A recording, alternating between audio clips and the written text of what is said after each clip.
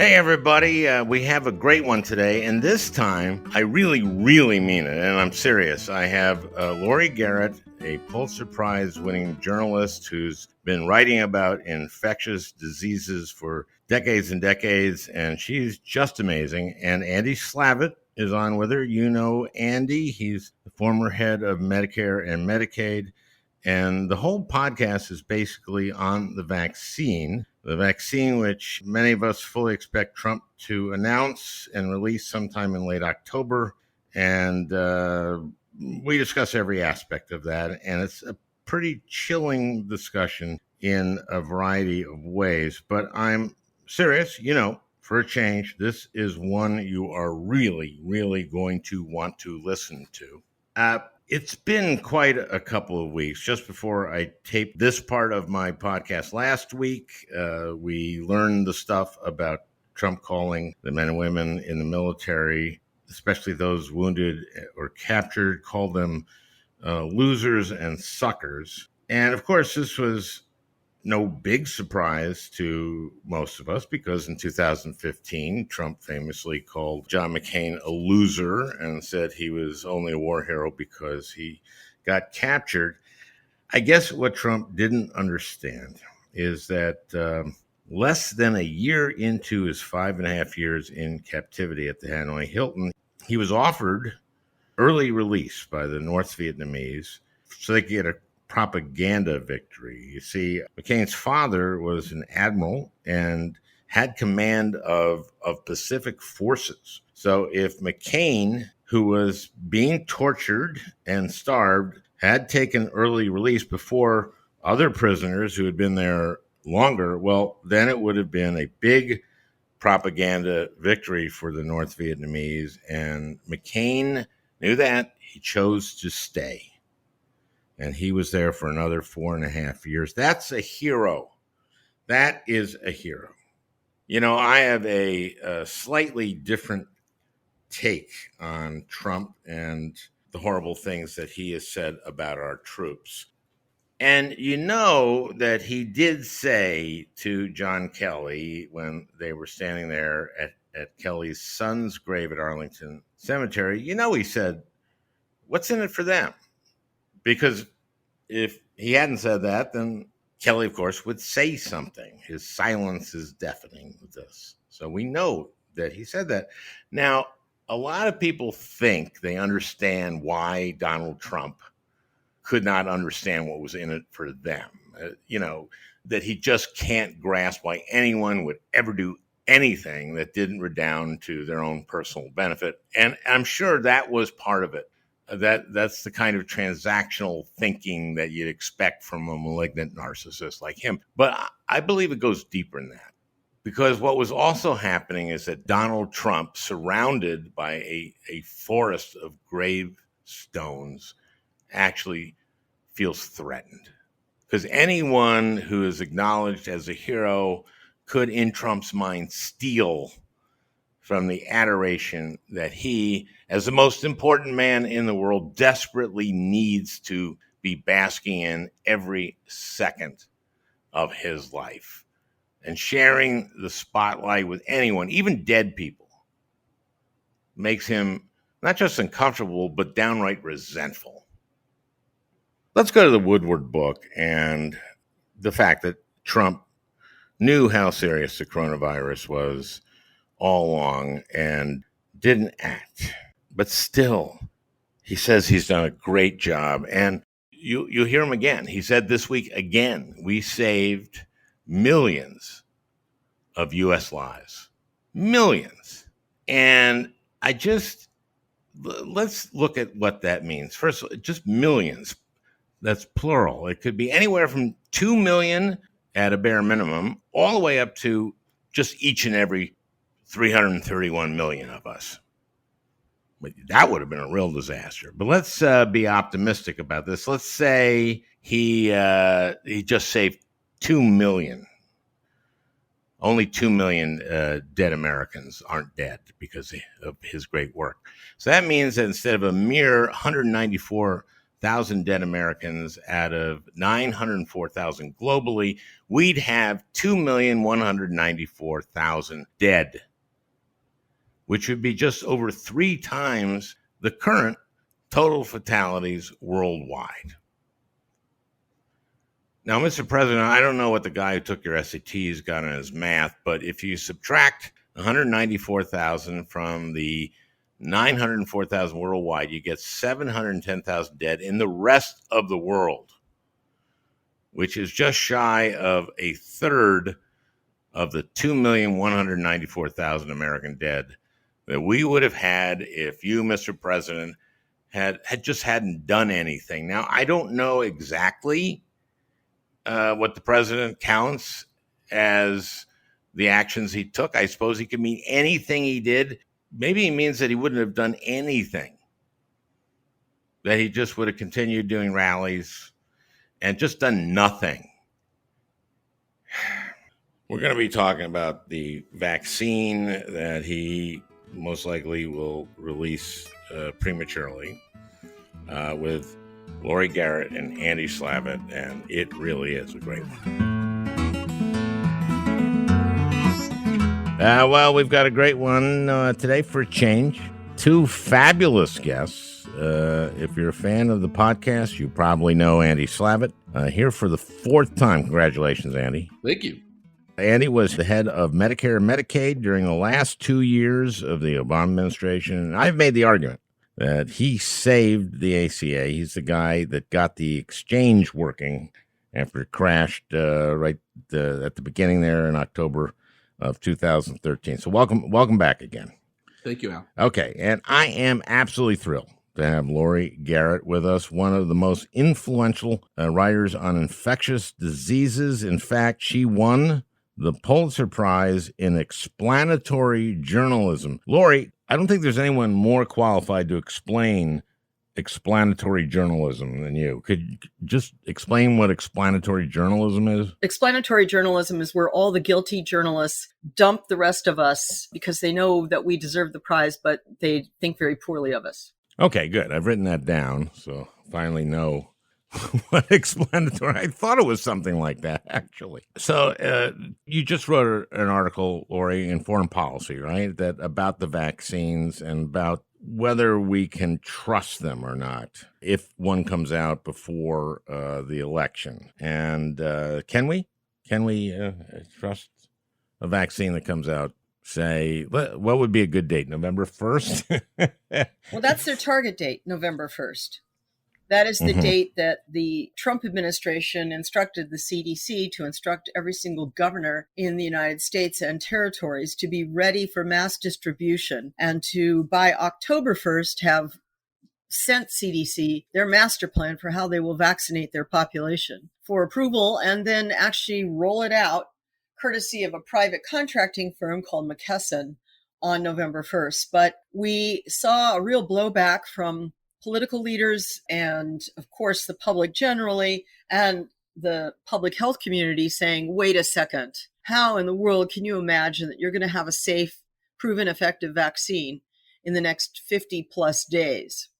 That's just inconceivable. And 9 major vaccine makers jointly released a statement promising the world that they will not go along with being shoved out the door hastily, and that they will indeed do adequate safety and so on. And then AstraZeneca, which had the most promising vaccine, let it be known that they're stopping their trial temporarily because they've seen a side effect in one of the trial participants. Let me stop and just ask you, how many vaccines are in the research pipeline? Well, if you count the ones that are rather dubious from places like Russia, and you put them all in the pile, it's close to 200 are in the pipeline worldwide. There are basically 10 leading contenders that the United States government is looking at. Most of them are made in America, but there's also AstraZeneca made in the UK and a joint American-German product that is probably at the front of the line right now, jointly made by Pfizer and a German company. There are many, many, many products out there, all in various stages of testing, all the way from just in the laboratory to already in 30,000 trial subjects in phase 3 trials. There is a political dimension to this, obviously. And Andy, I just want you to speak to that. I don't trust Donald Trump. Do you? He has developed a track record here, which I think we should be paying attention to. I mean, first of all, the FDA scientists, the civil service scientists, are more than capable of running this EUA process, evaluating data, looking at adverse events if they occur. I think, Laurie, the adverse event for this AstraZeneca trial was a swelling of the spine in one participant, which they're investigating. And these things happen. They come up. That's why you do these large-scale trials. And you want a trial to be accelerated, but you don't want it to be rushed. There's a long tradition at the FDA of letting the civil service scientists do their work. And while they can be technically overruled by the FDA commissioner, the secretary of HHS, or the president, it generally does not happen for a lot of good reasons. In this particular case, we've seen a president who has at least twice interfered in the FDA process. Once for a treatment called convalescent plasma, and once for a hydroxychloroquine example. So he set up a dubious record of pushing the FDA, and the FDA has caved on those occasions. So that's why Americans are nervous. That's why the blowback that Laurie has talked about is occurring, because he's interfering with science. And everybody wants a vaccine, but nobody wants a vaccine that other people can't trust. Because a vaccine that comes out, no matter how good it is, if people don't take it, then we will prolong COVID-19 for a long, long time. Would you take a vaccine, Laurie, that the president introduces on November 1st? No. Okay.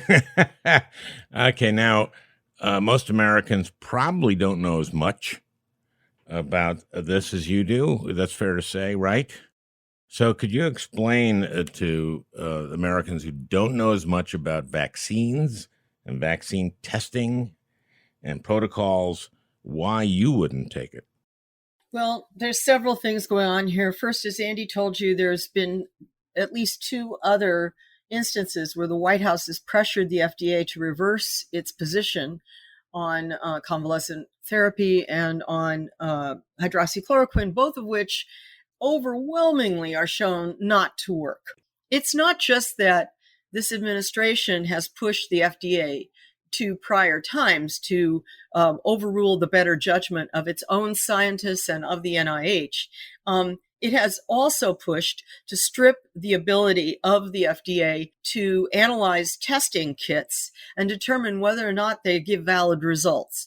That has now been destroyed. So it's been technically moved over to the office of the Secretary of HHS, Alex Azar. But what it in truth means is that now the market is getting flooded with test kits of all sorts, all various reliabilities.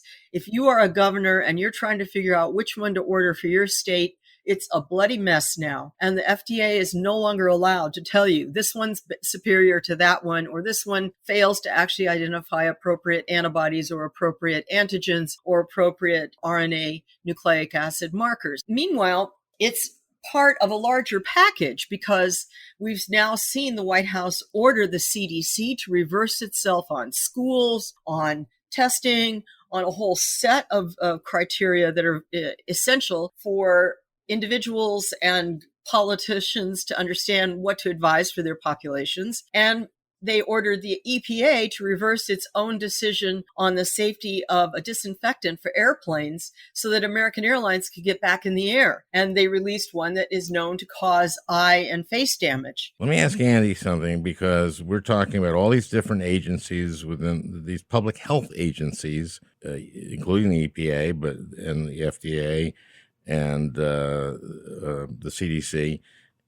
And there appears to just be a lot of the kind of chaos that Laurie is describing there. And this is a political thing. So as someone who is head of Medicare and Medicaid, what are you seeing there in terms of the politics of these agencies that we normally just feel like they're rock solid. You can really rely on the CDC. You can really rely on the FDA.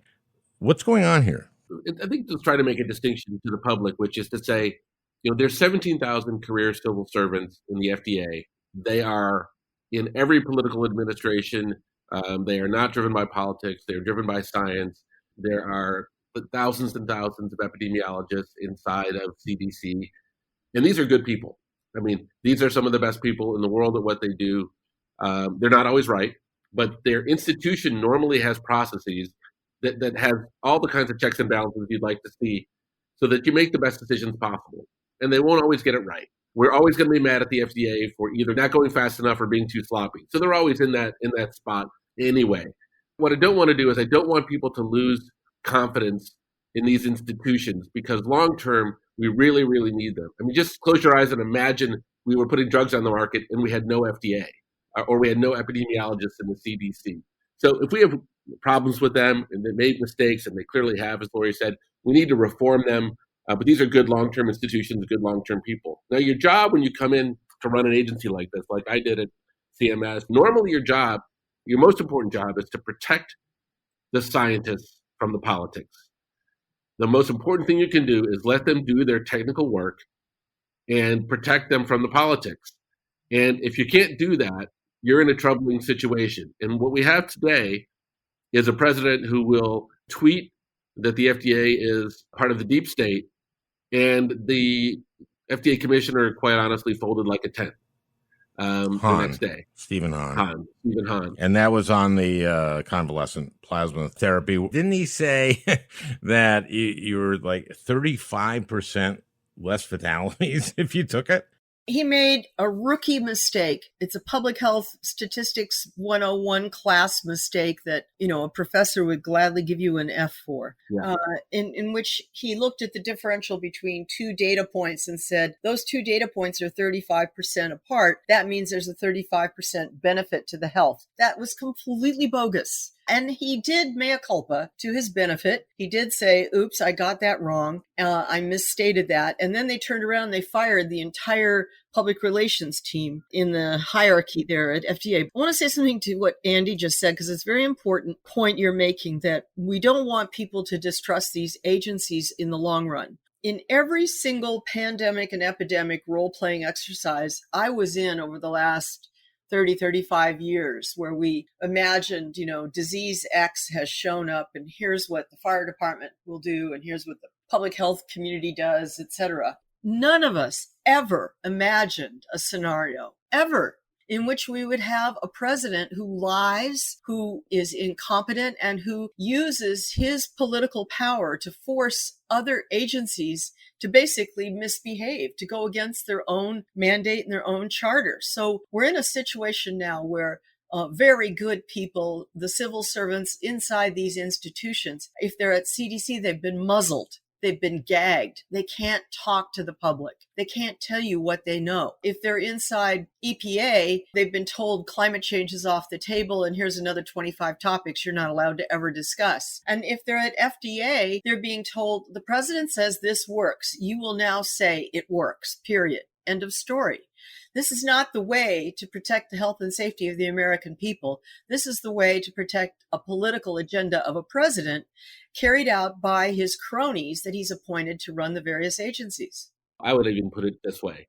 The job of the FDA, most importantly, is to explain the claims that are valid on a given drug precisely. So if you were to come to the FDA and do what Commissioner Hahn did and say, hey, this drug, 35 out of 100 people, lives will be saved, when in fact the number is like 5, 6, 7%, and he grossly exaggerated it, you wouldn't just face a mea culpa. You might face civil penalties, you might face criminal penalties. Their job is to be the most precise possible in communicating this. And they know for a fact that the one stage they have to do it right is the first time they do it. And they did it at a presidential press conference. So Stephen Hahn, maybe he made a mistake. If I were conducting an observational study on Stephen Hahn and Donald Trump, I would say my observation is he knowingly lied. Laurie just said you get an F in college if you made a mistake like that, or I guess in graduate school maybe. But what was his background? How did he make this basic a mistake? He ran the National Cancer Institute, which is a part of FDA. It's not science that he has a problem with. What he has a problem with is understanding the big picture. And let me just explain what I mean by that specifically. Vaccine effectiveness and vaccine trust are equal. What I mean by that is you can have a vaccine that is only 30% effective, but if it's 100% trusted, you will get immunity on 30% of your population. Likewise, if you have a vaccine that is 100% effective, but it's only 30% trusted, you get the same outcome. So the FDA's role is not just to evaluate the efficacy of a vaccine, it's to be highly, highly trusted and to set up a process and say, this is our standard. And then under pressure from the president say, well, we're not going to follow that standard. That does so much damage, by the way, not just to this vaccine, but to all the vaccines that we count on in our modern society. Well, and I would add that when Hahn made that statement and backed up the president, now let's keep in mind the timing on this. It was on the eve of the opening of the RNC, so that the president would be able to boast in his speeches to the RNC convention, hey, we've got a treatment. At that time, Hahn said, everything I am saying to you, quote, is based upon sound science. We totally, meaning the entire FDA, we totally support the EUA. That's the emergency use approval. And, quote, the timing was totally based on when we got the data, and these are the facts. And everything he said around those quotes turned out to be wrong. I mean, I have to think that if you were head of the National Cancer Institute, you have some experience in evaluating studies, wouldn't you? But you see, he claims, in retrospect, that it was his PR guys that gave him the wrong information. Which, okay, if that's true, then for something this momentous, if you're trained in the sciences, why didn't you look at the real data yourself? Why would you trust a PR hack with no science training who came out of the Donald Trump school of lying? So everything about it, to me, smells to high heaven. The timing on it, everything, I just think this was all decided by the White House. What does this portend to, as we head toward the election, of the strong possibility that the president will announce that there is a vaccine and that people are going to start getting it, I don't know, November 1st or something like that? I think it depends on which of the main contenders that are actually in phase 3 trials already will be in a position to go to the already announced October 22nd FDA meeting that has been summoned experts to assess and decide which vaccine, if any, should get approval. And this would be an emergency use approval in which you're already acknowledging that all the necessary data won't actually be there. You're flying a little bit blind. I think this is a matter of understanding Donald Trump. And so what I would say is one needle, one arm, one camera. Like man, woman, TV, whatever. I don't think he. So like a camera in a production facility, watching vaccines being made, and then a vaccine, ideally in the arm of some person of color, shot in the arm. And look, if it's not approved, he might just do that with someone who's taking the trial and might, just even claim that they're, that the FDA deep state is holding this up from getting into people. He is no doubt engineering something like that. And I think what Laurie and I are saying is, that's politics. But the fact that, to have willing accomplices running our major agencies is really problematic. And so I think people are going to need to scream out loudly. As Laurie, I think, has done a really nice job of saying, the data will not be clear enough. But what they will very likely do is say, well, let's cherry pick. Let's take these 30,000 people, and if we only look at the people who are between 25 and 30, and who have X and Y level of exposure, and these are people that have some risk, some higher risk, let's convince the FDA to say that the benefit outweighs the risk. And what I like to say is, what else the benefit outweighs the risk? Water. So the FDA could approve water. Okay, we keep talking about the FDA. We keep talking about these agencies, these public health agencies in the United States. This is a global problem. we Well, have not from our perspective. I'm going to have to correct you, Al. It's the official opinion of the White House that there's nothing global about this at all, except if we want to cherry pick and buy up the supplies of products made outside the United States for the benefit of the American people. But no, we're refusing to participate in the global effort.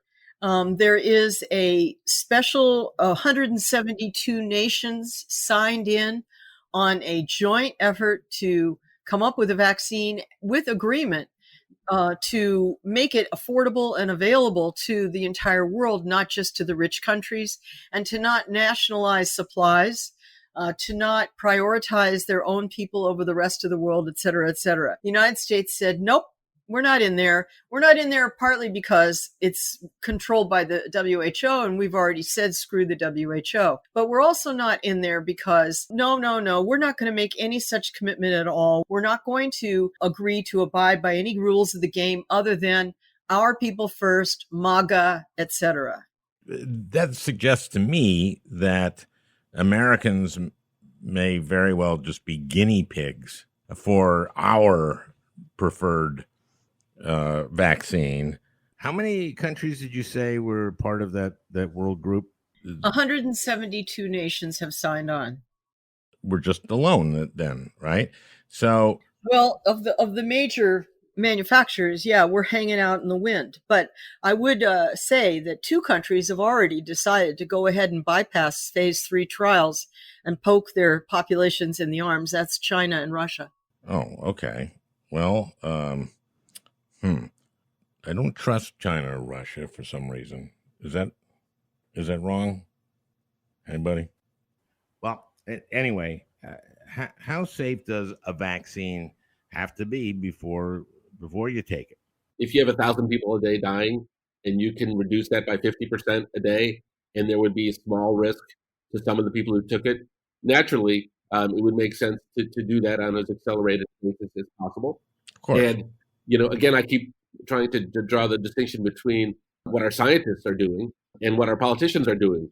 Because scientists accelerating to learn as much as possible and generate the data to figure out that risk-reward trade-off, and FDA staff trying to get that done as quickly as possible. We should celebrate how quickly we're doing this. There's nothing magical about having this done by November 1st except for the election. And so if we can be much more certain what we're doing in another 2 weeks or a month or 2 months or 3 months. I think that people have a right to be concerned about the money and the profit and who's going to get what, knowing Trump the way we do.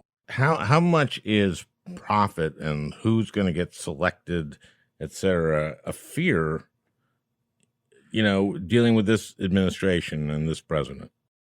The reason you asked the question is because we've been trained that those are things to watch out for and to be concerned about and to question motivation. And so whatever the reason, whatever the motivation, I think it's too hard for the public to sort all that stuff out. And so instead, what I would suggest is we need an incredibly transparent process where the data can be seen and viewed and opined upon by independent scientists and legitimate scientists who put their name behind it. And, you asked the question to Laurie, would you take the vaccine on November 1st?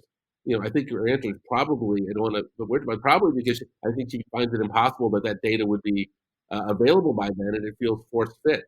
But at some point in time, Americans will see that data, and we will want to take the vaccine. We ought to be careful also not to react against what Trump is doing, which is clearly political, to the point where we create more vaccine hesitancy in this country than we really need. To take this one case we have right now at Oxford AstraZeneca, there may be effects like this in 1 out of every 10,000 or 20,000 or 30,000 people. That's an acceptable risk if it's disclosed and if it's understood and if it's weighed against the benefits and if it's done in the light of day.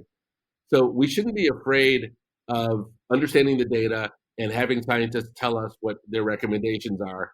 We just need to keep politics out of it.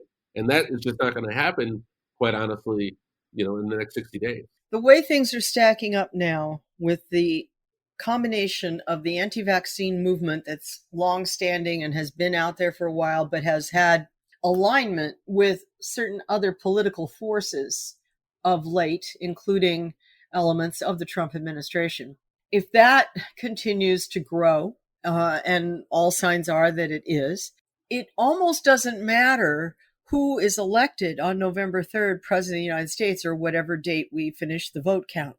One side or the other could manipulate the situation. So, for example, even if Joe Biden is elected president, then I could imagine a scenario where sometime in next January or February, reasonable testing is completed. An FDA that is not under White House pressure and is operating on its old-fashioned good principles of science says this looks like a safe vaccine, this we recommend, then the Trump-aligned anti-vaccine forces would go into high gear and start a massive disinformation campaign and do everything they can to undermine public faith and trust in that vaccine. And the reverse, I think, is also the case, not in quite as Machiavellian a sense, but certainly all surveys show Democrats right now are less trusting of a Trump administration approved vaccine than are Republicans. So here we go down the road where yet another tool in the public health toolkit has been so deeply politicized that it will be undermined, utilized, or believed based on party affiliation. This is what happens when you have a president who completely undermines any confidence in anything that anybody says in truth. This is a guy who will say anything that has created an atmosphere where no one trusts anything anymore, that he lies all the time, and he has divided people, and he's actually kind of destroyed any kind of trust in anything, and people are going to continue to die because of it, no matter who wins. That's pretty much what you're saying. If Joe Biden wins and the vaccine reaches a point where it's recommended to be taken, and all the Trump supporters say, hey, wait a minute, I'm crying foul. There's already, as she says, aligned to the anti-vax movement. If you have large numbers of people, 50% of the people who say, I'm not taking the vaccine for one reason or another, then COVID-19 is with us for a lot longer because it will circulate a lot longer. If, on the other hand, Trump is reelected and the Democrats say, we're not going to take the vaccine, you have the same exact phenomenon. Imagine then the next time you take your kids for the measles vaccine or the influenza vaccine, or there's another bug, and people say, well, you know what, last time around this process was so politically polluted that I'm just going to take my chances. So this is like a global warming type of scenario where the president's kind of political marketing populism instincts get us in a generational level of destruction, potentially, of some of the things that we really count on as a modern society.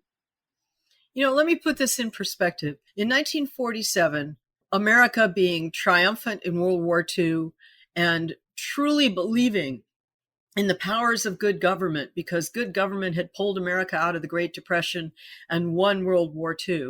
In 1947, a tourist came to New York City unknowingly carrying smallpox and went to every tourist site all across Manhattan and then died of smallpox, having infected several people. At that time, the health commissioner of New York City was a popular woman who had a regular radio show where she informed the New York people about health issues they should be concerned about. She went on her radio show and said, we are corralling every single dose of smallpox vaccine we can find in all of the United States. And we want all 6 million New Yorkers to get vaccinated, even if you got vaccinated before, because smallpox is here in the city and we need to stop it. And within less than a week, the majority of the population of New York City had put out their arms and stood in lines organized by the Boy Scouts and the Girl Scouts of America and gotten vaccinated.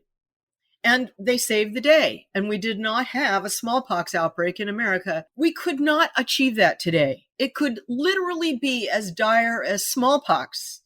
And today's political environment, we would never get 6 million people to stick their arms out for a smallpox immunization scratch. There would be conspiracies. There would be claims that it's not really smallpox vaccine. It's X, it's Y. It's something that will sterilize you. It's something that will make you not believe in God anymore. I actually have heard that claim, that there's something in the vaccines that will make you stop believing in God, or it will turn you into a homosexual, or it will do this, or it will do that. And you go through the list. We are in a situation that is almost existential for the basic tenets and purposes of public health as a mission. And when you have a leadership in the country too timid and scared to stand up to the president and say, you lie, dude, shut up, get out of the way. Lives are at stake. The result is that every single institution, because they're all government employees, by definition, public health is government executed, they all just begin to muzzle, to self-censor. You have seen all over the country commissioners of health who tried to stand up to their mayor or their governor have been fired since COVID appeared. We've seen almost a anti-public health insurgency taking place. And I honestly believe that so much damage has been done that whoever is elected president of the United States next, and whatever the balance may end up being in the Senate and the House after all the votes are counted, we're still going to be in deep trouble trying to get some sense of collective, responsible belief in science and in the proof of evidence. It's hard to fathom the damage that has been done to this country in the last 3.5 years, really. Just in that regard, just in what we agree on in terms of what are facts. That has completely gone away.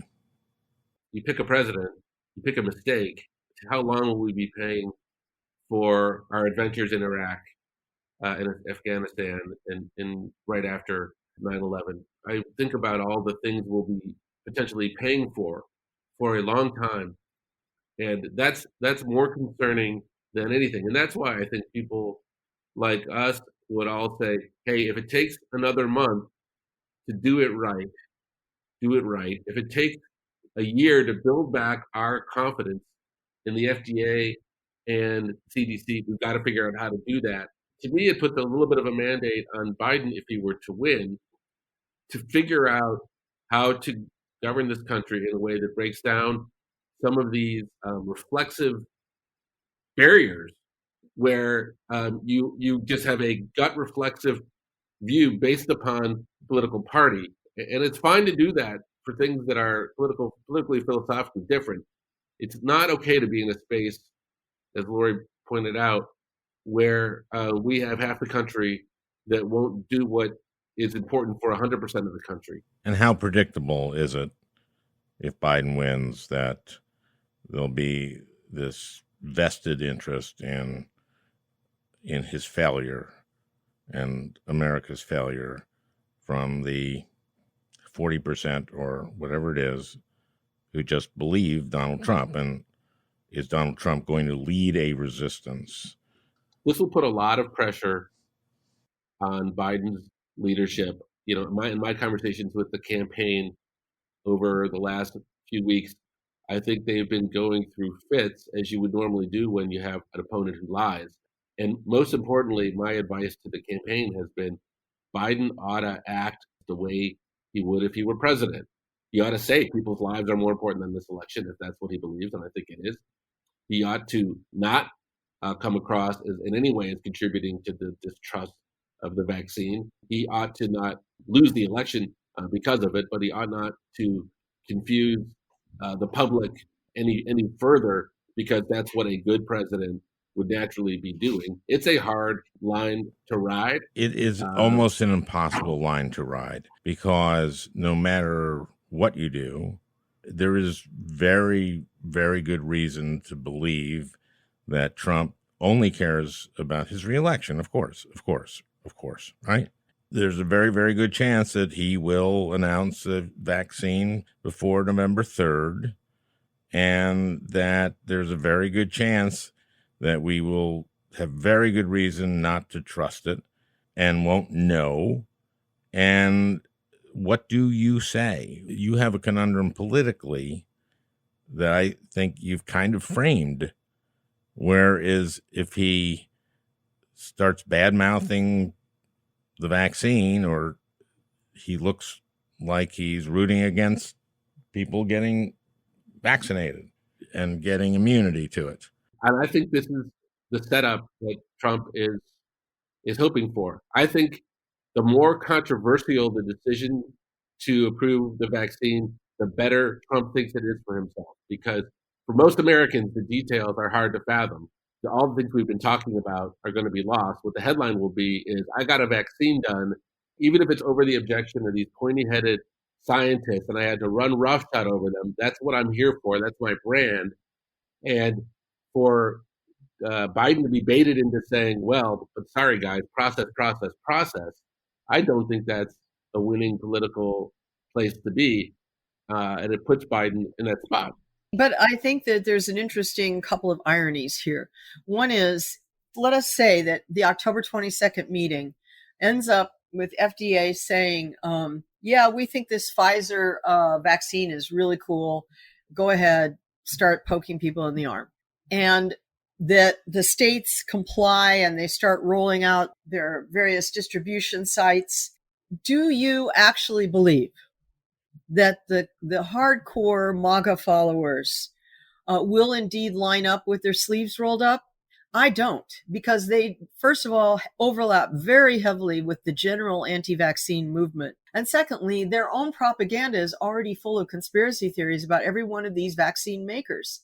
So I think the only way Trump gets the photo op with 2,000 people stretched down the block with their MAGA hats on and American flags waiting to get vaccinated 24 hours before the national election. I think the only way he gets that photo op is if he first goes on live national television and lets them film him getting vaccinated and line up Ivanka and have her vaccinated live on national television.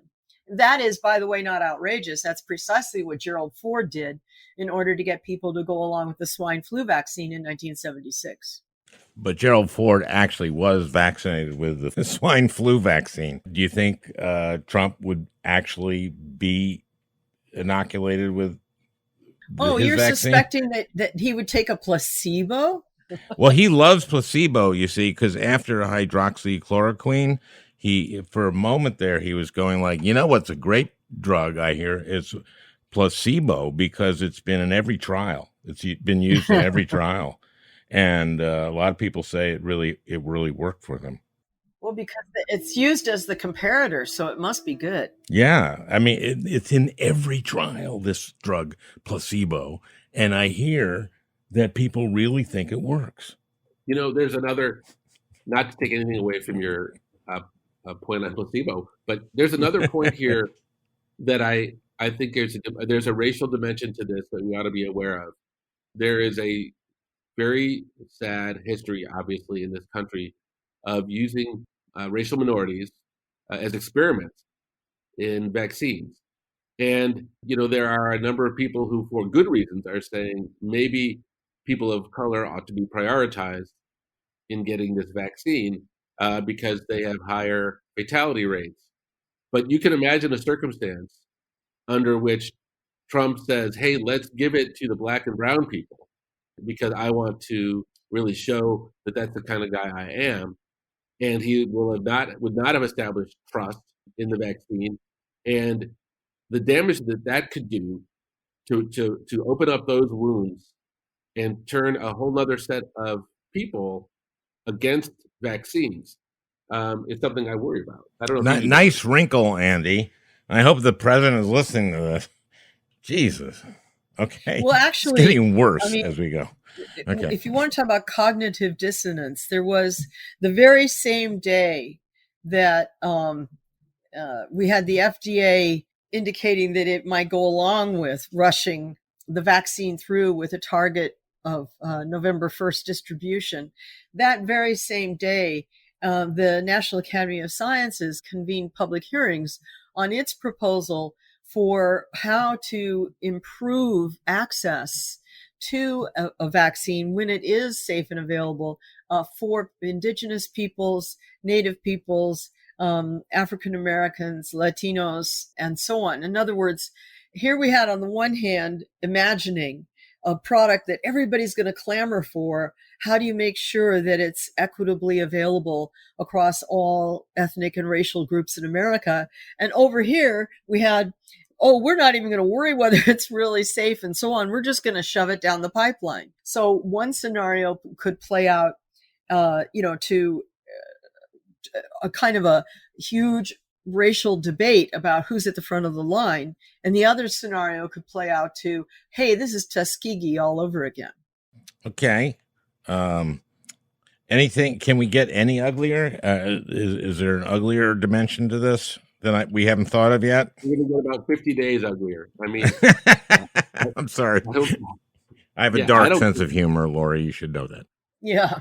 I don't think we've seen anything yet. I mean, I tried to imagine how ugly it can get, and I find myself only concluding that my imagination will look woefully inadequate relative to the stuff that actually is going to happen probably in the next 60 days. You know, I know your imagination. I agree. Oh, man. Thanks.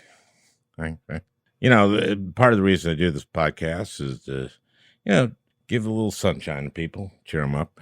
That's what we've done today, certainly.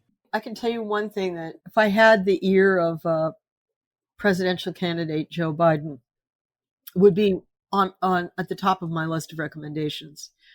Right now, we have overwhelming evidence that the COVID disease is not a respiratory disease as it initially presented as pneumonia. Yes, people get pneumonia, but the real disease process is cardiovascular. And the cells that this virus nefariously destroys are crucial cells for the appropriate functioning of your heart and of the distribution properly of blood throughout your body. And organ after organ, all the way down to your kidneys, suffers because this essential circulatory function is impaired. We now know that explains why.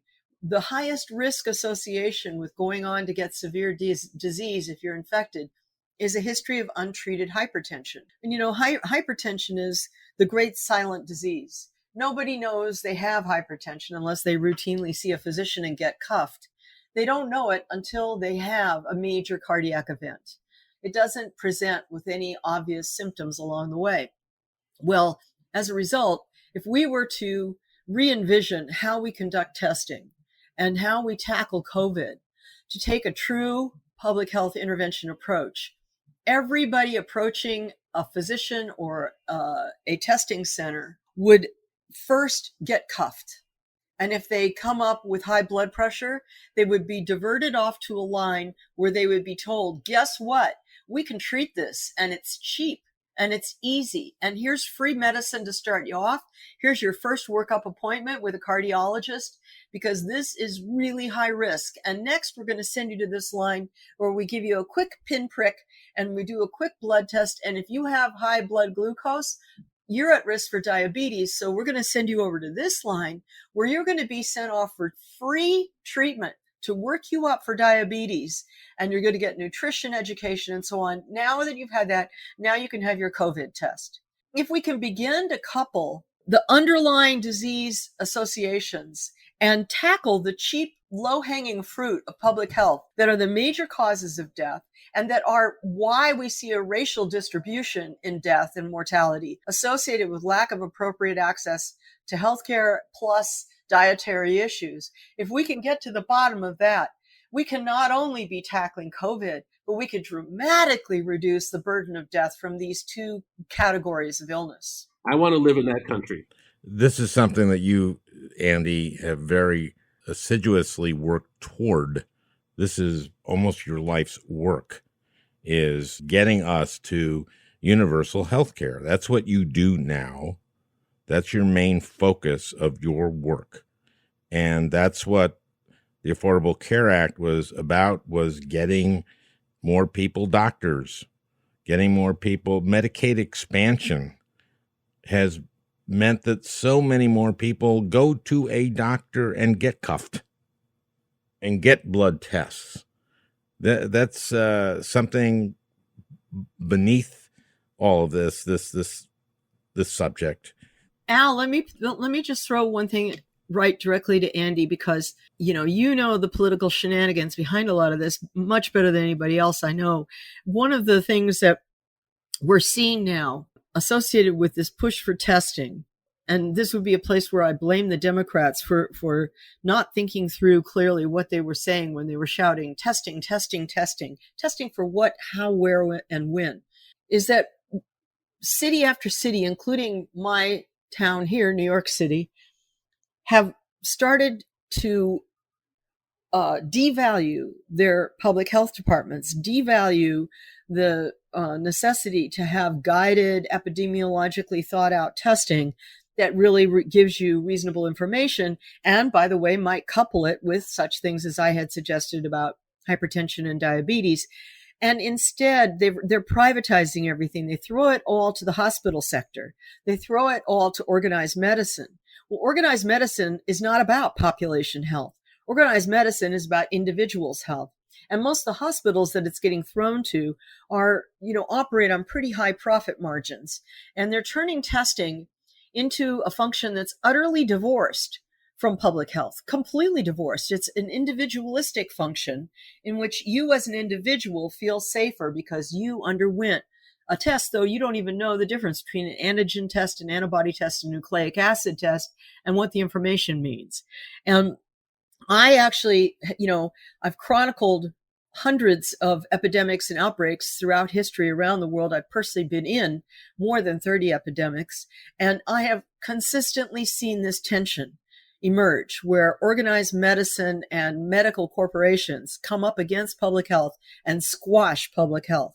If there's one point where the Democrats could make themselves very, very, very different on COVID and other issues from the Republicans, it would be to once again show just decent respect for the institution of public health and how that is different from individual medical care and clinical medicine.